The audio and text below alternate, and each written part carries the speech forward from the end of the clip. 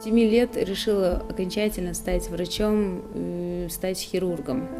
После того, как моя бабушка, которая являлась врачом, взяла меня на операцию с собой, и где я увидела много для себя интересного и познавательного. В 1998 году мы с семьей уехали на север, в город Тюмень, где я закончила среднюю школу 11 классов и поступила далее в город Сургуте, в Сургутский государственный институт на факультет педиатрии. С 3-го курса я начала работать санитаркой в операционном блоке по ночам, то есть мой рабочий день складывался так, что с 7 утра до 3 часов дня я находилась в университете, а с 3 часов до 7 утра я находилась в больнице на рабочем месте. Ординатуру я проходила в 4 крупных городах, это в Красноярске, в Челябинске, в Сургуте и в Нягане. Во время ординатуры я научилась очень многому, познала очень многое. Я поняла, что я хочу посвятить себя полностью сосудистой хирургии. На первом месте стоять должна любовь, конечно, любовь к медицине, любовь к своей работе, потому что с таким темпом, с такой, можно сказать, зарплатой бывает очень тяжело, бывает и морально тяжело, и физически тяжело работать с врачом, потому что ты не только лечишь пациентов, больных, да, но также ты должен работать в этот момент с родственниками пациентов. Ты должен оказывать им какую-то психологическую помощь, ты должен воздействовать на их детей, на их родителей, объяснять им правильно, рассказывать суть болезни родственникам, чтобы они тебя правильно поняли, чтобы тебе доверились, чтобы доверили тебе свою жизнь. Не каждый человек способен довериться, лечь в операционную под руку хирурга. Я понимала, что в жизни мне чего-то не хватает. Не хватает именно того, что у меня было в детстве, моего родного города, республики, родственников, которые у меня, к сожалению, не было рядом в течение 12-13 лет. Я решилась приехать, и этот шаг был тяжело для меня, бросить все и бросить свою работу, коллег, все отношения дружеские, оставить всех друзей, подруг, все, чем ты жила, все, можно сказать, прошла твоя молодость, и приехать сюда, в Чечню, в Чеченскую республику. Первые месяца 2-3 в моей работе в Чеченской республике были очень тяжелыми. Именно было тяжело работать с родственниками пациентов. Это, конечно, удивительно, но когда к тебе приходит пациент, а с ними еще 30 человек родственников, и ты должна всем подходить и всем отдельно объяснять, что у этого пациента за заболевание и какие там осложнения могут быть. Это очень тяжело. И это морально тяжело, когда тебя не понимает твой же народ, когда они пытаются понять, когда уже приходят в больницу и уже настроены отрицательно, все уже думают, что все врачи плохо лечат и многое другое. Первую операцию в Чеченской республике на сонных артериях, которыми я раньше занималась, я совершила еще в октябре месяце.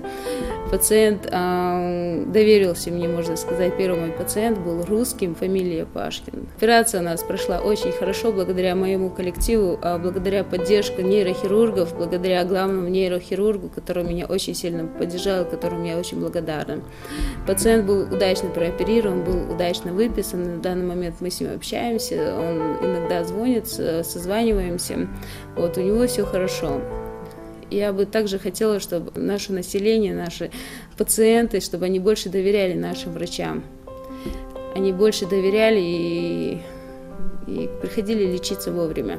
Не запускали свое заболевание, не запускали свои осложнения до последних моментов. Приходили вовремя лечиться, проходили бы хотя бы в год 1-2 раза обыкновенное обследование, хотя бы ходили к терапевту в год 1 раз и делали бы элементарное ЭКГ для сердца. Так меньше было бы у нас вероятности всех осложнений, например, таких как и инфарктов у нас было бы намного меньше по Чеченской республике, если бы мы их выявляли бы заранее. Было бы намного меньше инсультов по республике, если мы их выявляли бы заранее. То есть у нас народ, наше население Чеченской республики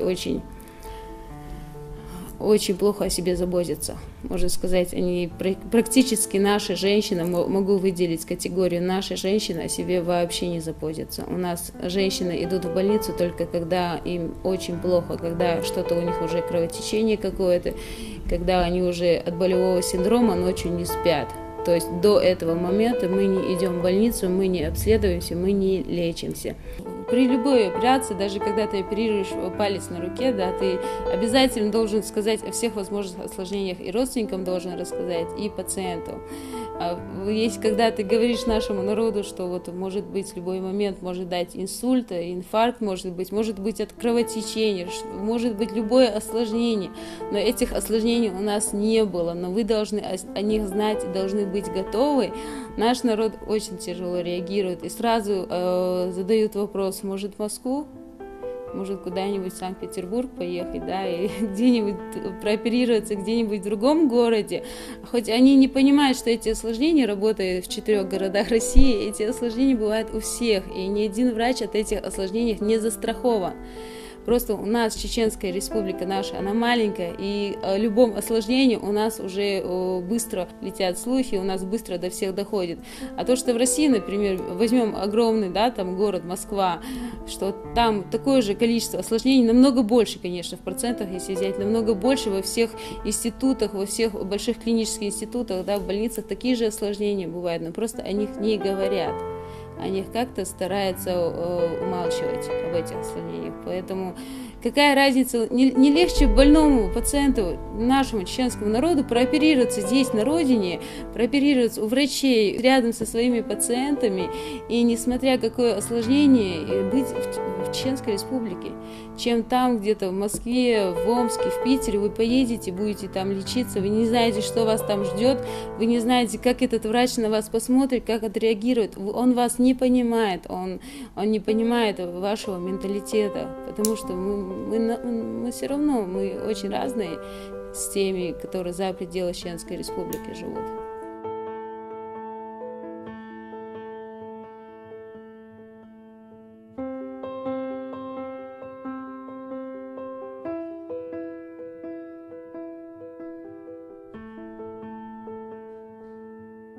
Я хочу дать этим студентам все то, что я умею, хоть чуть-чуть, капельки дать им чего-то, что им понадобится в будущем, потому что эти же студенты, они уже, можно сказать, врачи в будущем, они будут лечить и моих детей, они будут заниматься моими родителями, дедушками, бабушками, и я хочу, чтобы их лечили хорошие врачи, и у нас студенты наши именно такие, они у нас все грамотные, и мне очень нравится заниматься студентами. И если сказать, как я устроилась на работу, то я сама лично пришла и просила, умоляла, чтобы меня взяли преподавать, и что я потом в течение месяца, можно сказать, звонила директору института, спрашивала, ну когда мне студентов дадут, потому что это для души, работа для души, которая тебе приносит хоть какое-то удовольствие.